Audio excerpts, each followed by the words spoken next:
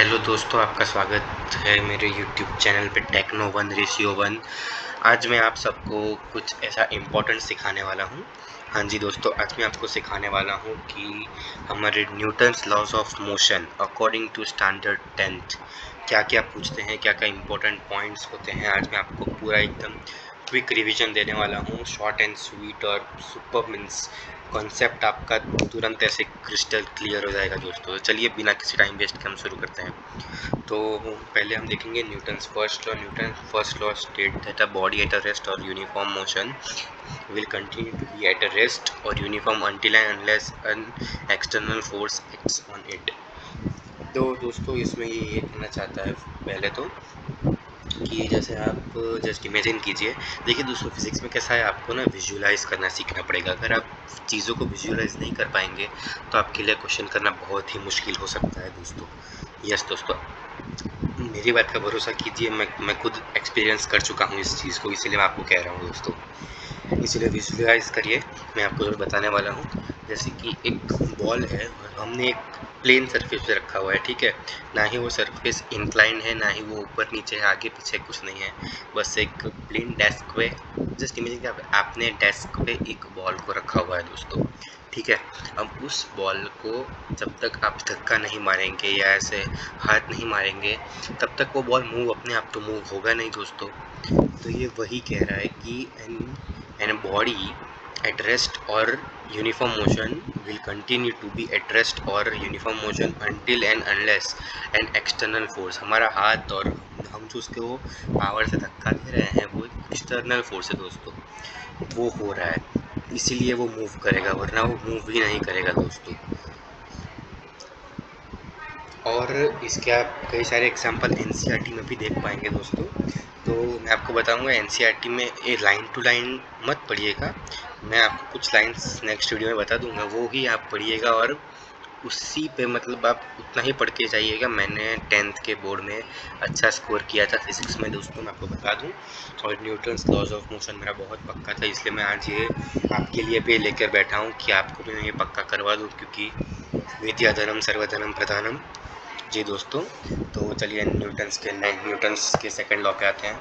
वो ये कहता है कि हमारा जो एक्सीलरेशन है नेट फोर्स का, वो डायरेक्टली प्रोपोर्शनल है मैग्नीट्यूड से। यहाँ पे देखिए मैंने आपको एक इक्वेशन दिया हुआ है दोस्तों, पहले ये पूरा थियरी पढ़ लेते हैं हम। चलिए आइए, देखिए states that at the acceleration of the object is produced by a net force is directly proportional to the magnitude of net force. उसका जो एक्सेलरेशन होता है वो मैग्नीट्यूड के प्रोपोर्शनल होता है in the same direction and inversely proportional to the mass of the object. And second law describes precisely how much an object accelerated for a given force.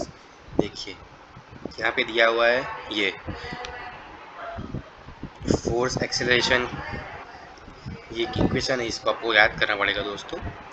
Actually ये basically ये equation कहना ये चाहता है कि ये बस एक सिंपल सा रूल बता रहा है दोस्तों कि F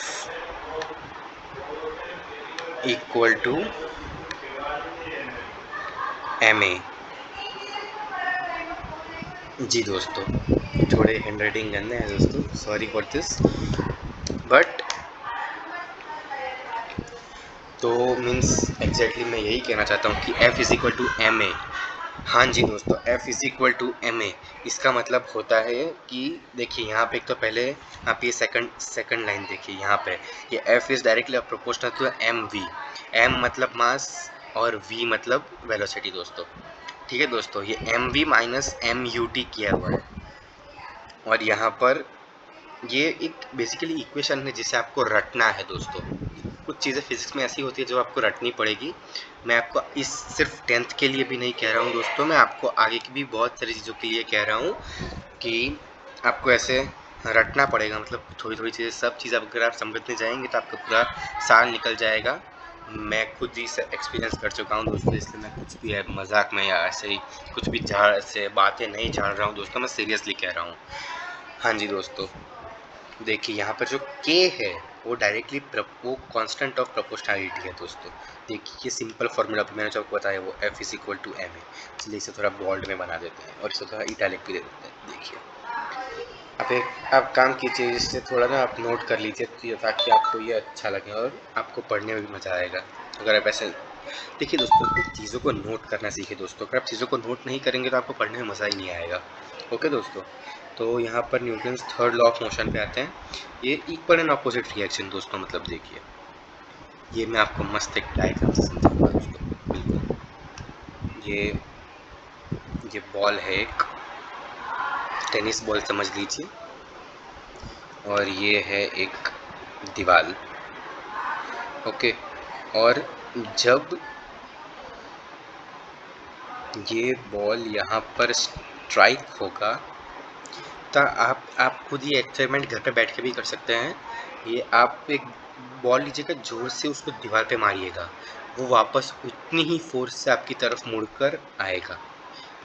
फेस को बचाइएगा दोस्तों, सिर विर ना फूट जाए, एग्जाम सर पे होंगे आपके। ओके, तो इसका मतलब यही है कि इक्वल एंड अपोजिट रिएक्शन, अगर वो फोर्स F से जा रहा है दोस्तों, तो वो वापस भी आएगा फोर्स F से ही, बट फोर्स माइनस F से आएगा, बिकॉज दोनों की डायरेक्शन अपोजिट है। अगर वो राइट में जाएगा आपके फेंकने से और लेफ्ट में आते वक्त उसकी वैल्यू नेगेटिव हो जाएगी दोस्तों। तो ये थे आपके न्यूटन्स लॉज ऑफ मोशन। अगर आपको कोई और टॉपिक चाहिए जो आपको ऐसे कंसेप्ट उसका पूरा क्लियर करना है, तो आप कमेंट सेक्शन में लिखकर मुझे भेज सकते हैं दोस्तों। मैं तुरंत विद इन 3 और 4 आवर्स में आपको वीडियो सप्लाई कर ही दूंगा दोस्तों, and that's my promise. Thank you very much दोस्तों।